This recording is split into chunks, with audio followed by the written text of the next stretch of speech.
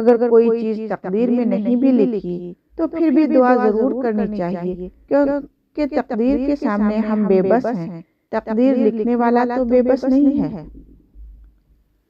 وہی لوگ انمول ہیں جو خیر کی خبر دیتے ہیں، پریشانی میں دلاسا اور حوصلہ دیتے ہیں، تنہائی میں اصلاح کرتے ہیں۔ ایسے لوگ قیمت سے نہیں قسمت سے ملتے ہیں۔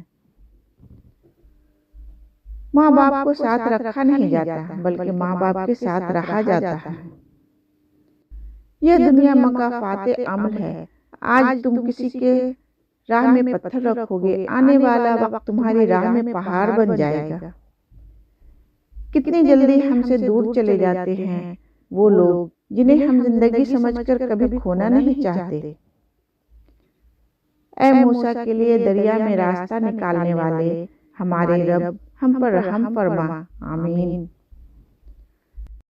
نیکی کی تلاش میں نکلنا، کبھی کسی بے بس چہرے پہ لکھی عبارت پڑھنا، کسی لاچار کی کھوئی مسکراہٹ ڈھونڈنا، کسی یتیم کے سر پر دست شفقت رکھنا، کسی مسکین کی روٹھی آواز کو سن لینا، کسی مظلوم کے خاموش صدا کی خبر لینا، کسی سائل کی الجھن کو سلجھا دینا، کسی بھٹکے ہوئے کو راستہ دکھا دینا، کسی کی آس کا بجھا ہوا دیا جلا دینا۔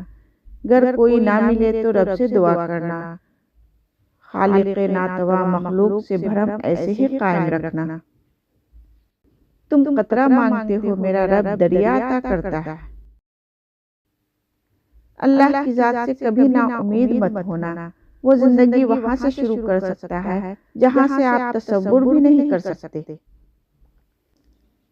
مضبوط انسان کو جلدی غصہ نہیں آتا، اور اگر آتا بھی ہے تو وہ سامنے بیٹھے شخص کو اس کا احساس تک نہیں ہونے دیتا، اور جس نے اپنے غصہ پر قابو پانا سیکھ لیا، سمجھو اس میں نے اپنی کمزوری پر قابو پا لیا، وہ ایک طاقتور اور خطرناک ترین انسان ہوگا۔